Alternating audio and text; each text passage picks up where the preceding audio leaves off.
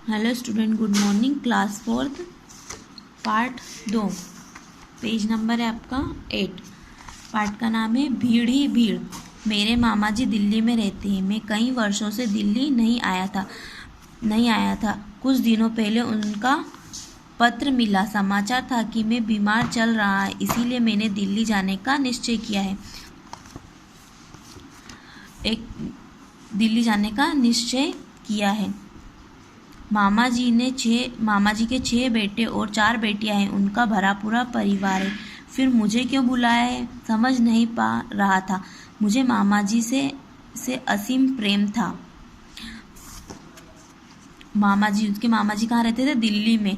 वह कई वर्षों से दिल्ली नहीं गया था। वह जो लड़का था वह कई वर्षों से दिल्ली नहीं गया था। कुछ दिन पहले उसके मामा जी ने एक पत्र लिखा था कि वह बीमार चल रहे हैं। इस पत्र में क्या लिखा था उन्होंने? कि वह बीमार चल रहे हैं, इसीलिए दिल्ली जाने का निश्चय किया। इसीलिए उसने सोच लिया कि मुझे दिल्ली जाना है। उसके मामा जी के कितने बेटे थे? 6 बेटे थे और 4 बेटियां थी। उनका भरा पूरा परिवार था। फिर मुझे क्यों बुलाया? वो सोच रहा है कि भरा पूरा परिवार है उनका, फिर भी मुझे क्यों बुलाया है? उसको क्या है, समझ नहीं आ रहा था। मुझे उसको मतलब मामा जी से प्रेम था, बहुत प्यार था उसके मामा जी से। उनका पत्र मेरे लिए आदेश अतः मेरा उनके पास जाना निश्चय था। उसके मामा जी को पत्र था तो उसके लिए क्या है, एक आदेश है। मतलब उन्होंने उसको आदेश दिया, एक सूचना दी और अतः मेरा उनके पास जाना। वह क्या बोल रहा है कि उनके पास उसको जाना निश्चय था। उसको जाना ही था उसके मामा जी के पास, उसने निश्चय कर लिया था। टिकट का आरक्षण कराने के लिए रेलवे स्टेशन गया तो पता चला कि किसी भी गाड़ी में स्थान नहीं है। वह टिकट कराने के लिए रेलवे स्टेशन गया तो पता चला कि गाड़ी में स्थान नहीं है, मतलब गाड़ी में जगह नहीं है। पहले से ही सारी सीटें बुक है, किसी भी गाड़ी में उसको स्थान नहीं मिला। उसने पूछने पर उसको मालूम पड़ा कि उसको गाड़ी में स्थान नहीं मिला। पूछने पर मालूम हुआ कि भीड़ इतनी रहती है कि 1 माह पहले ही सभी सीटें आरक्षित हो गई है। मतलब उसने वहाँ रेलवे स्टेशन पे जाकर पूछा तो उसको कहीं भी गाड़ी में जगह नहीं मिली। उसको पता चला कि 1 महीने पहले ही सारी सीटें बुक हो गई है। अब क्या करता? अब वह सोच रहा है कि अब क्या करूं। बिना आरक्षण के ही जाने का निश्चय किया। देखा टिकट विंडो पर लंबी लाइन लगी थी। मुझे जाना तो 2 दिन बाद था। उस दिन में घर लौट गया।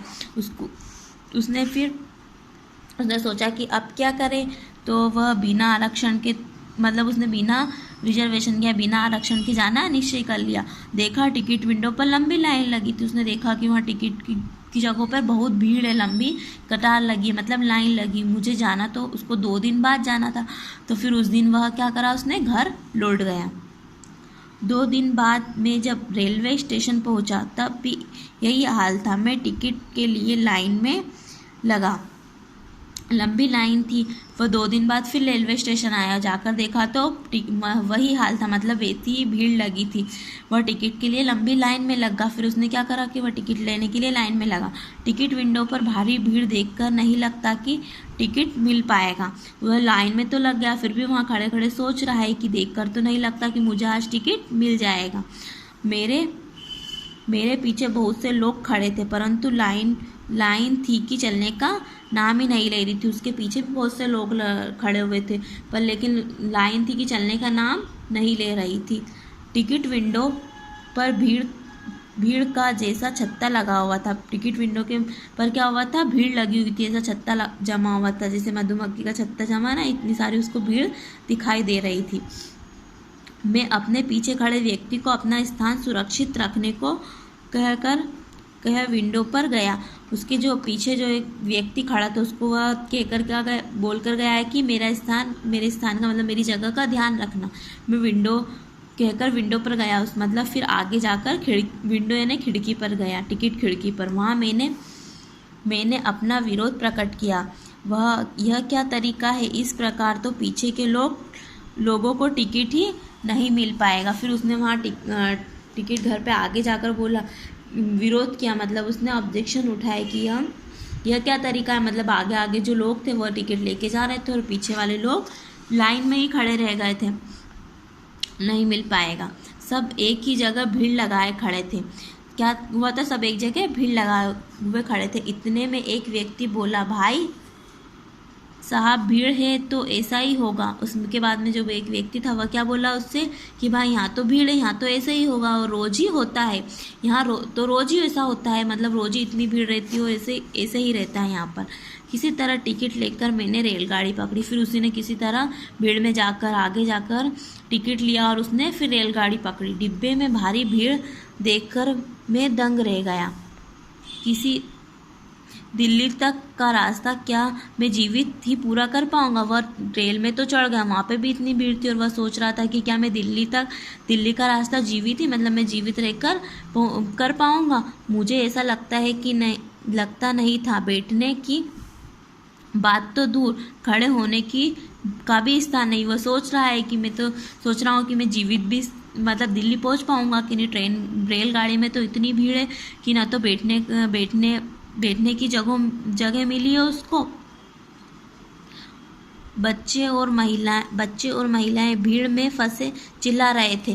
किसी प्रकार मैंने भीतर पैर डाला। जहाँ वहाँ बहुत सारे बच्चे और महिलाएं खड़ी थी, वे भी चिल्ला रहे थे। फिर भी उसने किसी प्रकार भीड़ में घुसकर भीतर पैर टिकाए।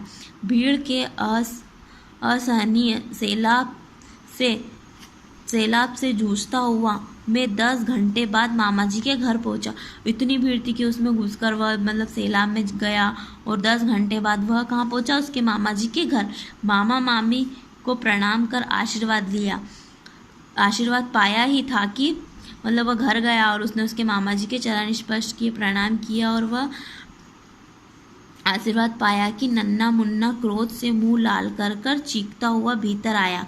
एक नन्ना मुन्ना उनका जो लड़का था वह अंदर से बहुत गुस्से में चीख कर मुंह लाल करके चीखता हुआ क्या हुआ? भीतर से कहाँ आया? बाहर। मामी से बोला, माँ अब मैं राशन लेने नहीं जाऊँगा। क्या बोल रहा है वो उसकी मामी से, उनका बेटा, कि मैं अब राशन लेने बाहर नहीं जाऊंगा। इतनी लंबी लाइन में सुबह से दोपहर तक खड़े ही नंबर नहीं आता है। वह क्या बोल रहा है कि मैं लाइन में खड़ा रहता हूँ सुबह से दोपहर तक, फिर भी नंबर नहीं आता। रोजाना राशन खत्म हो जाता है। भीड़ में धक्के मुझे नहीं खाना। क्या बोलता है वो उसकी मामी से उसका बेटा बोल रहा है कि वहाँ तो मैं जाता हूँ, रोज़ लाइन में खड़े रहता हूँ, वो फिर भी नंबर नहीं आता और रोज़ राशन खत्म हो जाता है। भीड़ में धक्के मुझे नहीं खाना, मतलब उसको भीड़ में जाना नहीं है, धक्के नहीं खाना। तुम्हारा राशन तो रोज़ ख़त्म हो जाता है। मामा जी का घर भी किसी रेलवे स्टेशन से कम नहीं था। ऐसी बात सुनकर उसको क्या लगा कि ये मामा जी का घर भी क्या है, रेलवे स्टेशन से कम नहीं है। 2 कमरे और 10 बालक साथ में मामा मामी। मुझे लगा कि जनसंख्या इसी गति से बढ़ती रही है। उसको क्या लग रहा है कि जनसंख्या बहुत तेज गति से बढ़ रही है। मामा मामी के 10 बालक के साथ में मामा मामी भी रहते हैं। बड़ी रही तो मकान बड़े व कमरे अधिक होने पर भी जगह नहीं मिलेगी। क्या वो सोच रहा है वह कि जनसंख्या इतनी बढ़ी हुई है कि बड़े कमरे हैं और अधिक जनसंख्या होने के कारण भी जगह नहीं मिलेगी। मामा मामी के विशेष आग्रह पर मैं 2 दिन दिल्ली में रहा। उसके मामा मामी ने उससे आग्रह किया था, फिर वह 2 दिन दिल्ली में रहा। वापस लौटने पर भीड़ का फिर वही हाल था। जब वापस उसके मामा जी के घर से आया तो भीड़, रेलवे स्टेशन पे भी इतनी भीड़ थी। हाल वैसा का वैसे ही था। रास्ते में मित्र का बेटा मिला। उसके एक मित्र था, उसका बेटा मिला। उसका चेहरा क्या था? उदास चेहरा, हाथ में फाइल। मतलब उसका जो मित्र का बेटा मिला, उसका चेहरा क्या? उदास था, वह मतलब दुखी था और हाथ में क्या थी उसके? एक फाइल थी। मैंने पूछा, क्या ऑफिस से आ रहे? उसने क्या पूछा उसके मित्र के बेटे से कि क्या आप ऑफिस से आ रहे? वह फीके स्वर में बोला, 2 साल से नौकरी के लिए भटक रहा हूँ, हर साल भीड़ बढ़ती है। वह फीके स्वर में मतलब धीरे से बोल रहा है कि मैं 2 साल से नौकरी के लिए भटक रहा हूँ, हर साल भीड़ बढ़ती है। मतलब हर साल क्या है, लोग बढ़ते ही हैं और नौकरी के अवसर घट जाते हैं। नौकरी जो है उसके अवसर घट जाते हैं। इसी तरह लाखों बेरोजगार भटक रहे हैं। वह क्या बोल रहा है कि इसी तरह लाखों जो लोग हैं वह बेरोजगार भटक रहे हैं। मुझे लगा कि जनसंख्या वृद्धि पर अंकुश न लगा तो इस संसार में दुखों के अलावा कुछ न मिलेगा, इस पर अंकुश लगाना होगा। वो क्या बोल रहा है कि जनसंख्या वृद्धि बढ़ रही है तो इस पर उनको क्या है, अंकुश लगाना है। अगर जनसंख्या पर वृद्धि नहीं है तो इसी तरह मतलब दुखों का अलावा कुछ नहीं मिलेगा। जनसंख्या अगर बढ़ती रही है तो उसको दुखों के अलावा कुछ नहीं, उसे जनसंख्या वृद्धि पर अंकुश लगाना होगा।